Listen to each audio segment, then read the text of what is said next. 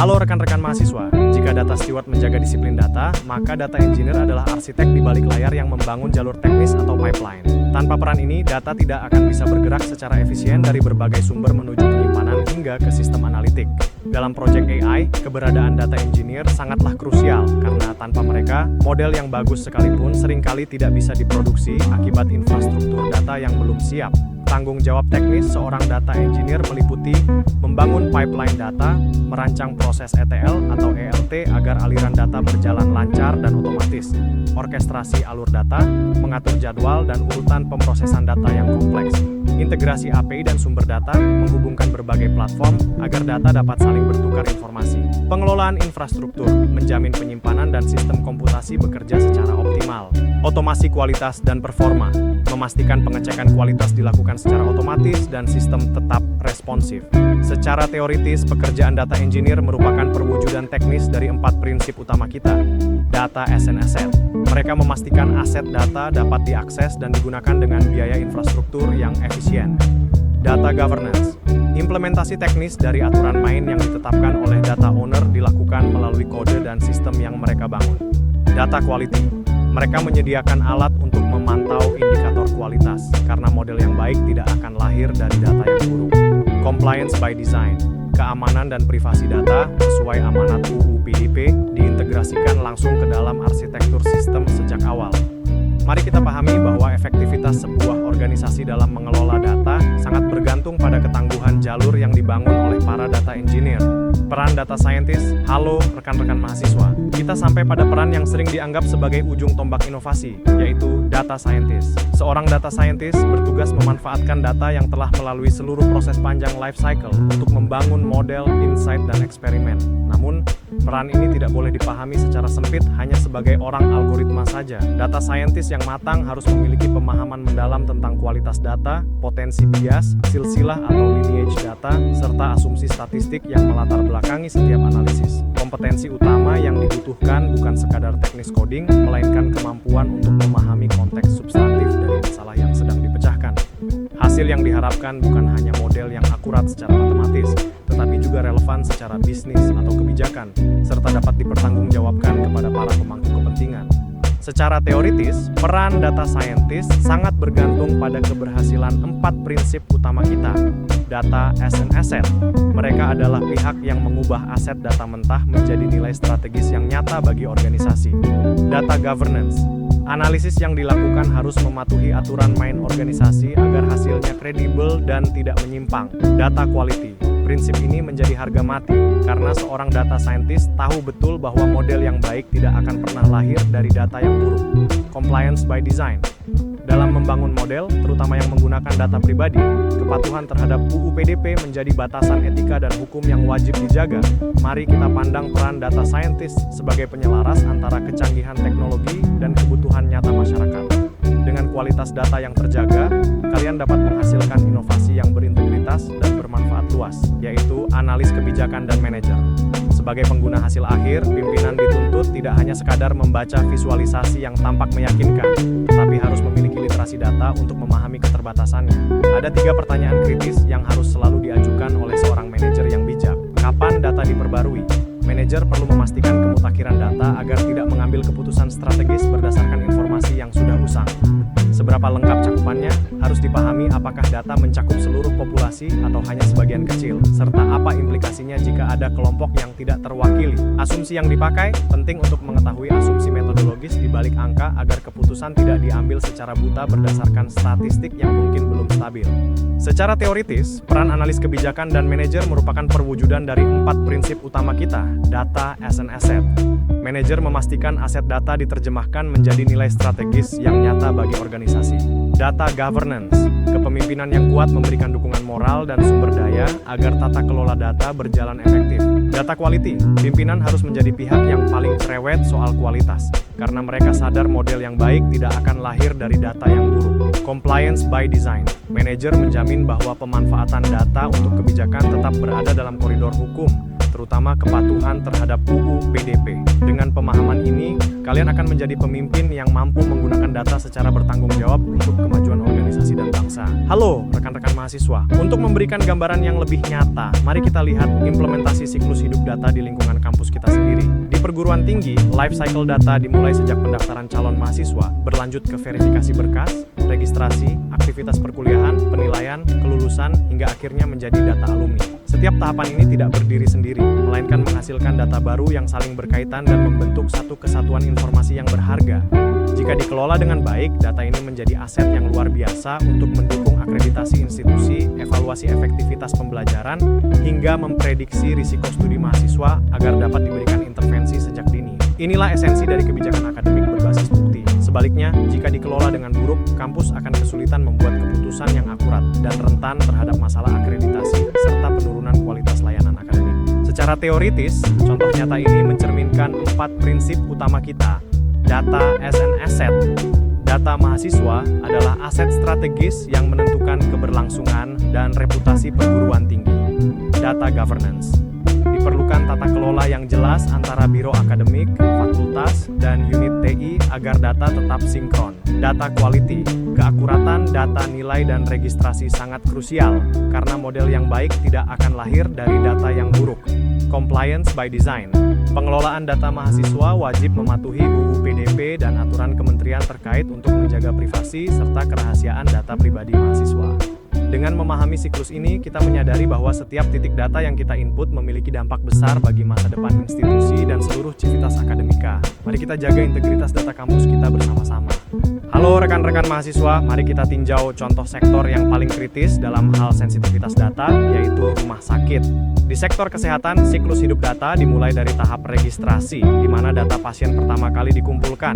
Selanjutnya, data terus diperbarui pada tahap pemeriksaan oleh tenaga medis dan bertambah secara signifikan saat diagnosis dan tindakan medis ditegakkan. Data tersebut kemudian digunakan untuk keperluan klaim dan pelaporan ke otoritas kesehatan atau asuransi sebelum akhirnya diarsipkan menjadi rekam medis jangka panjang. Karena datanya sangat sensitif, life cycle di sektor kesehatan menuntut standar keamanan, interoperabilitas, dan kualitas yang sangat tinggi. Kesalahan kecil dalam pengelolaan siklus ini bisa berdampak langsung pada keselamatan nyawa pasien dan kualitas layanan kesehatan. Secara teoritis, siklus ini mencerminkan implementasi 4 prinsip utama kita.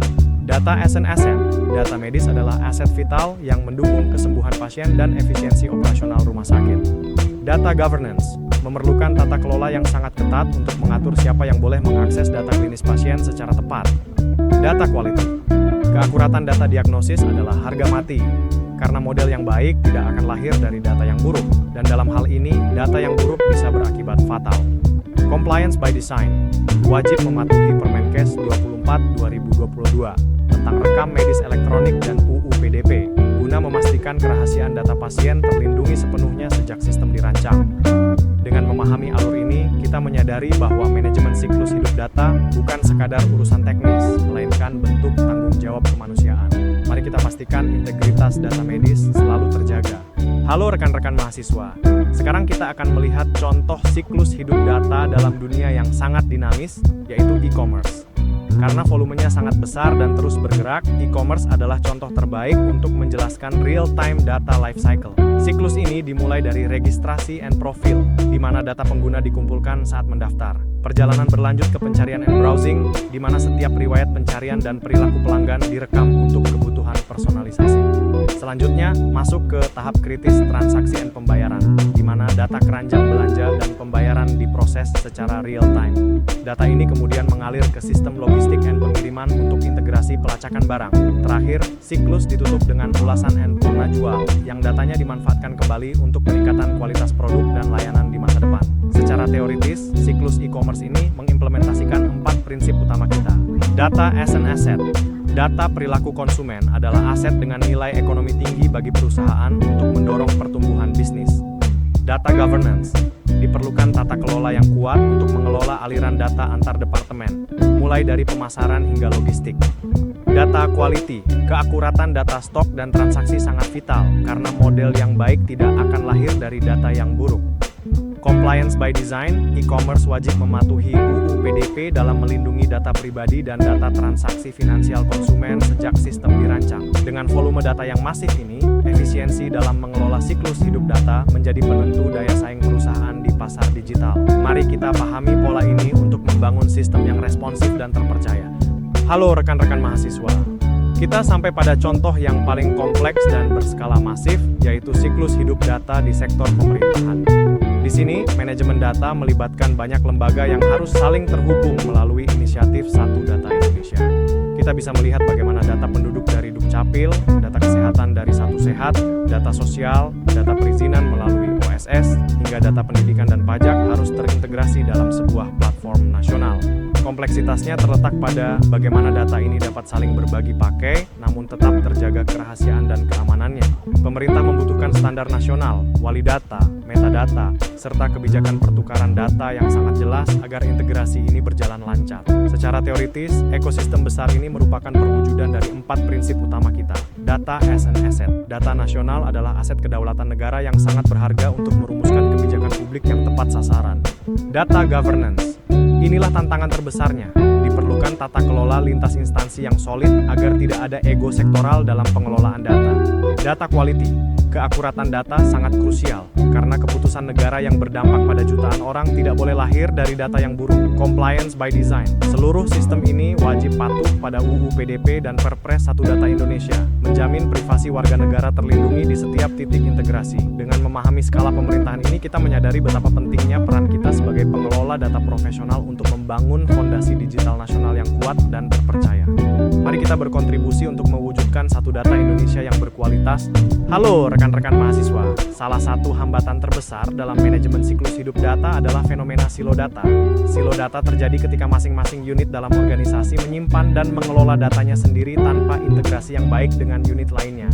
Akibatnya sangat merugikan. Informasi yang sama bisa berbeda antar unit, laporan sulit disatukan, pengambilan keputusan menjadi lambat, serta terjadi pemborosan sumber daya akibat duplikasi upaya. Silo seringkali muncul bukan karena kekurangan teknologi, melainkan karena kurangnya tata kelola dan standar bersama, tidak adanya kebijakan integrasi yang jelas, hingga budaya organisasi yang tertutup. Perlu diingat bahwa mengatasi silo butuh kombinasi antara arsitektur data yang tepat, integrasi teknis, dan kepemimpinan organisasi yang kuat, bukan hanya solusi teknologi semata. Secara teoritis, tantangan ini sangat berkaitan dengan 4 prinsip utama kita. Data as an asset. Silo data menurunkan nilai aset data, karena informasi yang tersebar sulit dimanfaatkan secara maksimal untuk kepentingan organisasi. Data governance. Inilah solusi utama untuk menghancurkan silo. Tata kelola yang baik memaksa adanya standar dan kolaborasi antar unit. Data quality. Silo menyebabkan inkonsistensi data, padahal kita tahu bahwa model yang baik tidak akan lahir dari data yang buruk. Compliance by design. Keberadaan silo menyulitkan kepatuhan terhadap UU PDP, karena organisasi akan kesulitan memetakan di mana saja data pribadi disimpan dan diproses.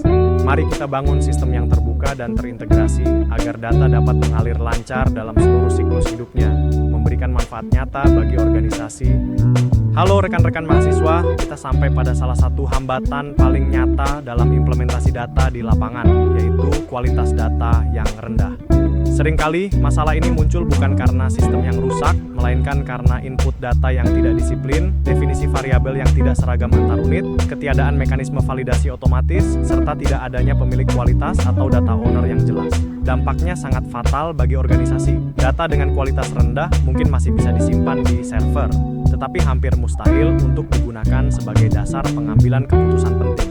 Tantangan ini sering menjadi penghambat utama transformasi digital. Banyak organisasi sudah memiliki sistem yang canggih, namun belum memiliki data yang cukup sehat untuk mendukung AI dan analitik. Ingatlah, teknologi secanggih apapun tidak akan bisa menyelamatkan data yang buruk. Secara teoritis, tantangan ini berkaitan langsung dengan 4 prinsip utama kita. Data as an asset. Kualitas rendah menurunkan nilai ekonomi aset data, mengubahnya dari potensi keuntungan menjadi beban penyimpanan. Data governance. Lemahnya tata kelola adalah akar penyebab kualitas rendah. Tanpa aturan main yang tegas, standar kualitas tidak akan pernah tercapai. Data quality, prinsip ini adalah pengingat keras bahwa model yang baik tidak akan lahir dari data yang buruk. Compliance by design. Data yang tidak akurat melanggar prinsip pemrosesan dalam UU PDP, di mana organisasi wajib memastikan kebenaran data pribadi yang mereka kelola Mari kita berkomitmen untuk menjaga kebersihan data sejak tahap input agar seluruh siklus hidup data dapat memberikan manfaat yang optimal. Halo rekan-rekan mahasiswa, kita telah sampai pada penghujung materi manajemen siklus hidup data. Sebagai kesimpulan, proses menyeluruh ini memastikan data dikelola secara sistematis mulai dari perencanaan hingga pemusnahan. Di era blockchain, AI, dan data science, konsep ini menjadi harga mati karena kualitas teknologi sangat ditentukan oleh kualitas data yang menopangnya. Lihatlah skala data nasional kita yang terus membesar. 221,5 juta pengguna internet, 535 ribu dataset di Satu Data Indonesia, hingga integrasi puluhan ribu Fasiankes di Satu Sehat. Angka-angka ini membuktikan bahwa keberhasilan pengelolaan data tidak hanya ditentukan oleh teknologi, tetapi juga oleh tata kelola, standar, metadata, dan kepatuhan regulasi.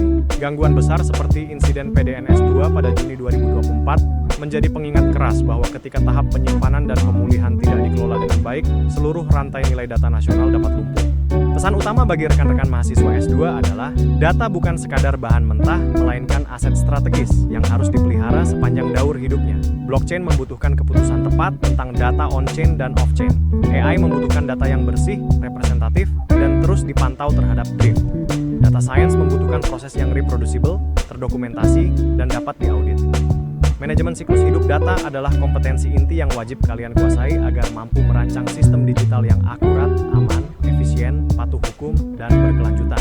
Mari kita terapkan prinsip-prinsip ini untuk membangun masa depan digital Indonesia yang lebih tangguh. Terima kasih.